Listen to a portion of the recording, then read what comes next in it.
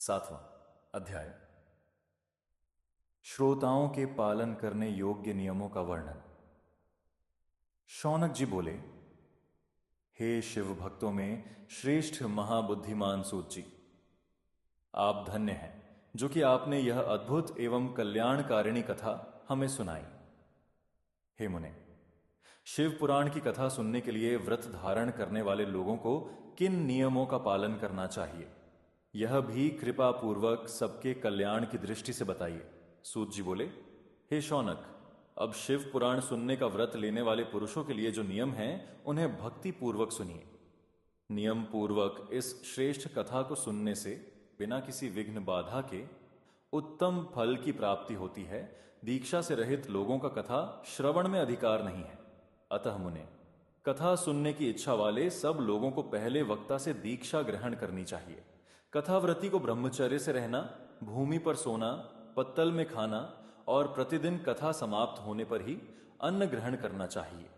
जिसमें शक्ति हो वह पुराण की समाप्ति तक उपवास करके शुद्धता पूर्वक भक्ति भाव से उत्तम शिव पुराण को सुने। घृत अथवा दुग्ध पीकर सुखपूर्वक कथा श्रवण करे अथवा फलाहार करके अथवा एक ही समय भोजन करके इसे सुनना चाहिए। इस कथा का व्रत लेने वाले पुरुष को प्रतिदिन एक ही बार हविष्यान्न भोजन करना चाहिए। जिस प्रकार से कथा श्रवण का नियम सुखपूर्वक पालित हो सके वैसे ही करना चाहिए। कथा श्रवण में विघ्न उत्पन्न करने वाले उपवास की तुलना में तो मैं कथा श्रवण में शक्ति प्रदान करने वाले भोजन को ही अच्छा समझता हूं।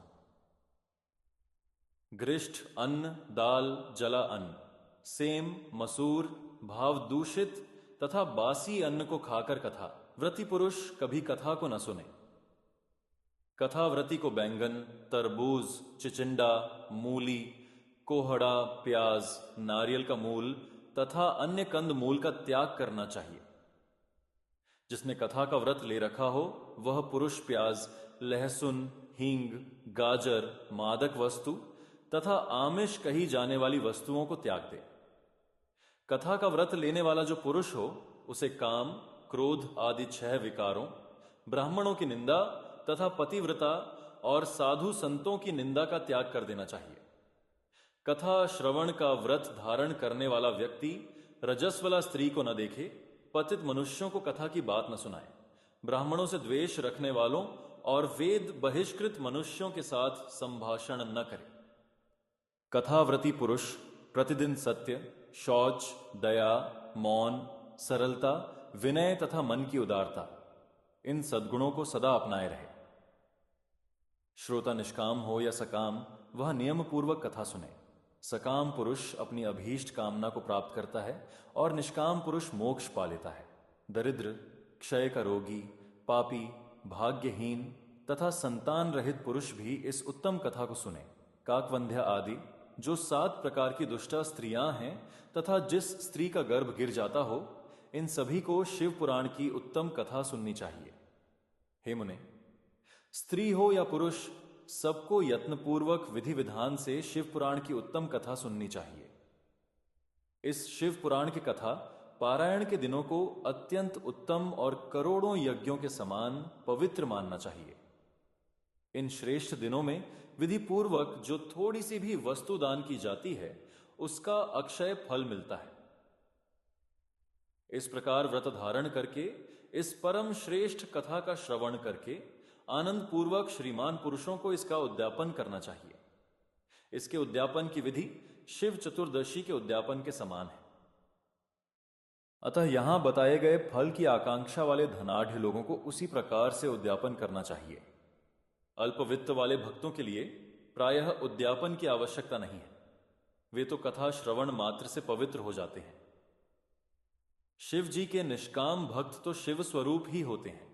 हे महर्षि, इस प्रकार शिव पुराण की कथा के पाठ एवं श्रवण संबंधी यज्ञोत्सव की समाप्ति होने पर श्रोताओं को भक्ति एवं प्रयत्न पूर्वक भगवान शिव की पूजा की भांति पुराण पुस्तक की भी पूजा करनी चाहिए। तदनंतर विधि पूर्वक वक्ता का भी पूजन करना चाहिए।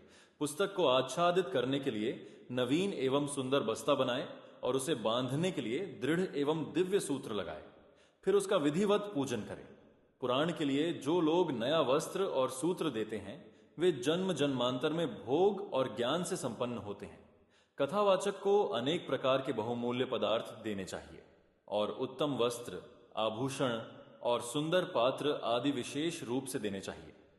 पुराण के आसन रूप में जो लोग कंबल, मृग चर्म, वस्त्र, चौकी, तख्ता आदि प्रदान करते हैं वे स्वर्ग प्राप्त करके यथेच्छ सुखों का उपभोग कर पुनः कल्प पर्यंत ब्रह्मलोक में रहकर अंत में शिव लोक प्राप्त करते हैं।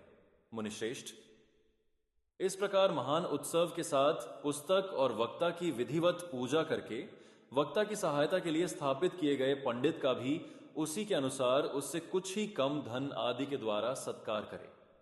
वहां आए हुए ब्राह्मणों को अन्न धन आदि का दान करे। साथ ही गीत, वाद्य और नृत्य आदि के द्वारा महान उत्सव करे। हे मुने, यदि श्रोता विरक्त हो तो उसके लिए कथा समाप्ति के दिन विशेष रूप से उस गीता, पद्म पुराणोक्त शिव गीता का पाठ करना चाहिए जिसे श्री रामचंद्र जी के प्रति भगवान शिव ने कहा था। यदि श्रोता गृहस्थ हो तो उस बुद्धिमान को उस श्रवण कर्म की शांति के लिए शुद्ध हविष्य के द्वारा होम करना चाहिए। हे मुने, रुद्र संहिता के प्रत्येक श्लोक द्वारा होम करे अथवा गायत्री मंत्र से होम करना चाहिए, क्योंकि वास्तव में यह पुराण गायत्रीमय ही है। अथवा शिव पंचाक्षर मूल मंत्र से हवन करना उचित है। होम करने की शक्ति न हो तो विद्वान पुरुष यथाशक्ति हवनीय हविष्य का ब्राह्मण को दान करे। न्यूनातिरिक्तता रूप दोषों की शांति के लिए भक्ति पूर्वक शिव सहस्र नाम का पाठ अथवा श्रवण करे। इससे सब कुछ सफल होता है, इसमें संशय नहीं है, क्योंकि तीनों लोकों में उससे बढ़कर कोई वस्तु नहीं है। कथा श्रवण संबंधी व्रत की पूर्णता की सिद्धि के लिए 11 ब्राह्मणों को मधु मिश्रित खीर भोजन कराए और उन्हें दक्षिणा दे। मुने, यदि शक्ति हो तो 3 पल 12 तोला सोने का एक सुंदर सिंहासन बनवाए और उस पर उत्तम अक्षरों में लिखी अथवा लिखाई हुई शिव पुराण की पुस्तक विधि पूर्वक स्थापित करे। तत्पश्चात पुरुष आवाहन आदि विविध उपचारों से उसकी पूजा करके दक्षिणा चढ़ाए। तदनंतर जितेंद्रिय आचार्य का वस्त्र, आभूषण एवं गंध आदि से पूजन करके उत्तम बुद्धि वाला श्रोता भगवान शिव के संतोष के लिए दक्षिणा सहित वह पुस्तक उन्हें समर्पित कर दे। हे शौनक, इस पुराण के उस दान के प्रभाव से भगवान शिव का अनुग्रह पाकर पुरुष भवबंधन से मुक्त हो जाता है।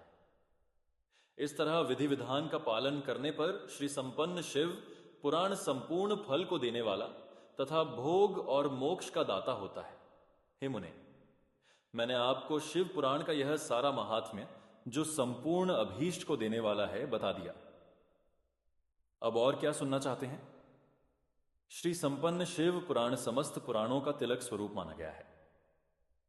यह भगवान शिव को अत्यंत प्रिय, रमणीय तथा भव रोग का निवारण करने वाला है। जो सदा भगवान विश्वनाथ का ध्यान करते हैं, जिनकी वाणी शिव के गुणों की स्तुति करती है और जिनके दोनों कान उनकी कथा सुनते हैं, इस जीव जगत में उन्हीं का जन्म लेना सफल है। वे निश्चय ही संसार सागर से पार हो जाते हैं। भिन्न भिन्न प्रकार के समस्त गुण जिनके सच्चिदानंदमय स्वरूप का कभी स्पर्श नहीं करते, जो अपनी महिमा से जगत के बाहर और भीतर वाणी एवं मनोवृत्ति रूप में प्रकाशित होते हैं, उन अनंत आनंद घन रूप परम शिव की मैं शरण लेता हूं। इस प्रकार श्री स्कंद महापुराण में सनत कुमार संहिता के अंतर्गत श्री शिव पुराण के श्रवण व्रतियों के विधि निषेध और ग्रंथ तथा वक्ता के पूजन का वर्णन नामक 7वां अध्याय पूर्ण हुआ। श्री शिव महापुराण महात्म्य पूर्ण हुआ।